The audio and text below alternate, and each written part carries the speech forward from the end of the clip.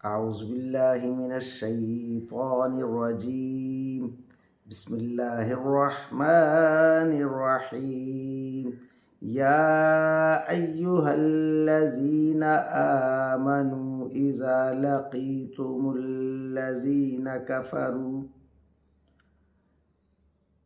زحفا فلا تولوهم الادبار ومن يولهم يومئذ دبره إلا متحرفا لقتال أو متحيزا إلى فئة فقد باء بغضب من الله ومأواه جهنم وبئس المصير آمنت بالله صدق الله مولانا العظيم وصدق رسوله النبي الكريم ونحن على ذلك من الشاهدين والشاكرين والحمد لله رب العالمین۔ ابھی آپ کے سامنے سورہ الانفال کی آیت نمبر 15 تا 16 کی تلاوت کی گئی۔ انشاءاللہ کچھ ہی دیر بعد عزت مآب راؤ شاہ نواز صاحب انہی آیات کا ترجمہ، تشریح اور تفسیر بیان فرمائیں گے۔ اللہ تعالیٰ سے دعا ہے کہ ہمارا پڑھنا، آپ لوگوں کا سننا اللہ تعالیٰ قبول و منظور فرمائے اور اس پر عمل کی توفیق عطا فرمائے، آمین۔ اعوذ باللہ من الشیطان الرجیم، بسم اللہ الرحمن الرحیم۔ ملتان سے شہنواز تمام دوستوں کو السلام علیکم ورحمۃ اللہ وبرکاتہ۔ دوستان گرامی، آپ کے سامنے سورہ انفال کی آیت نمبر 15 اور 16 کی تلاوت کی گئی۔ اب انہی آیات کریمہ کی آسان تشریح ترجمہ مفتی تقی عثمانی کا لکھا ہوا اور تفسیر ابن کثیر سے حاضر خدمت ہے۔ یہ اس کا تفسیر کا حصہ دوم ہے۔ اللہ تعالیٰ قرآن پاک میں ارشاد فرما رہا ہے، اے ایمان والو، جب کافروں سے تمہارا آمنا سامنا ہو جائے جبکہ وہ چڑھائی کر کے آ رہے ہوں تو ان کو پیٹھ مت دکھاؤ، اور اگر کوئی شخص کسی جنگی چال کی وجہ سے ایسا کر رہا ہو یا کسی جماعت سے جا ملنا چاہتا ہو، اس کی بات اور ہے، مگر اس کے سوا جو شخص ایسے دن پیٹھ پھیرے گا وہ اللہ تعالیٰ کے غضب کو لے کر لوٹے گا اور اس کا ٹھکانہ جہنم ہوگا اور وہ بہت برا ٹھکانہ ہے۔ ان آیات کریمہ کی آسان تشریح۔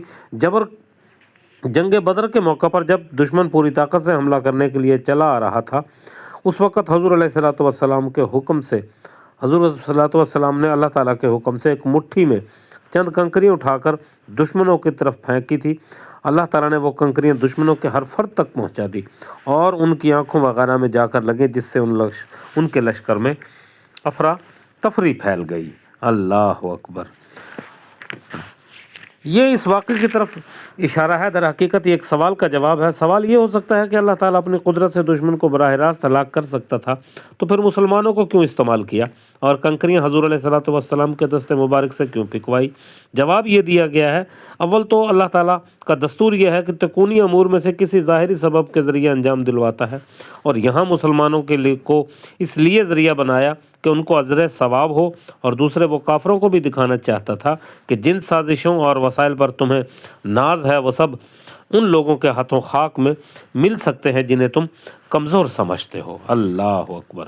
اب ان آیات کریمہ کی تفسیر ابن کثیر سے۔ عنوان ہے جنگ بدر سے بھاگنا گناہ کبیرہ ہے۔ اسی طرح سے جنگ بدر سے جنگ کے میدان میں ہٹ کر اپنے امیر اور امیر صاحب تک پناہ لے سکتا ہے انسان، لیکن یہ فرار اگر کسی اور سبب کے سوا کوئی اور اگر ہو تو یہ حرام ہے، گناہ کبیرہ ہے۔ ابو ہریرہ سے روایت ہے کہ حضور علیہ الصلوۃ والسلام نے فرمایا، 7 ہلاک کر دینے والی چیزوں سے بچو۔ نمبر 1 شرک، نمبر 2 جادو، نمبر 3 کسی کا ناحق قتل، سود کھانا، مال یتیم کا کھانا، جہاد میں پیٹھ پھیر کر بھاگ جانا، پاک دامن اور بے گناہ عورتوں پر الزام لگانا۔ یہ بات کئی طرح سے بھی ثابت ہے۔ اللہ اکبر، اللہ اکبر۔ اللہ تعالیٰ فرماتا ہے کہ بھاگے گا تو اللہ تعالیٰ کا غضب لے کر بھاگے گا، اس کا ٹھکانہ دوزخ ہے جو بہت ہی برا ٹھکانہ ہے۔ زید رضی اللہ تعالیٰ عنہ سے روایت ہے کہ حضور علیہ الصلوۃ والسلام نے فرمایا، جس نے استغفر اللہ الذی لا الہ الا اللہ وتوبوا الیہ تو اس کی پڑھا تو اس کی بخشش کر دی جائے گی اگرچہ جنگ سے فرار ہونے کا گناہ بھی ہو۔ اللہ اکبر۔ یہ حدیث غریب ضرور ہے، یہ حضرت زید خادم نبی علیہ السلام نے اس کے سوا اور حدیث بیان نہیں کی۔ بعض نے یہ حکم لگایا ہے کہ فرار جنگ صحابہ پر حرام تھا اس لیے کہ جہاد اس وقت انہی پر فرض تھا۔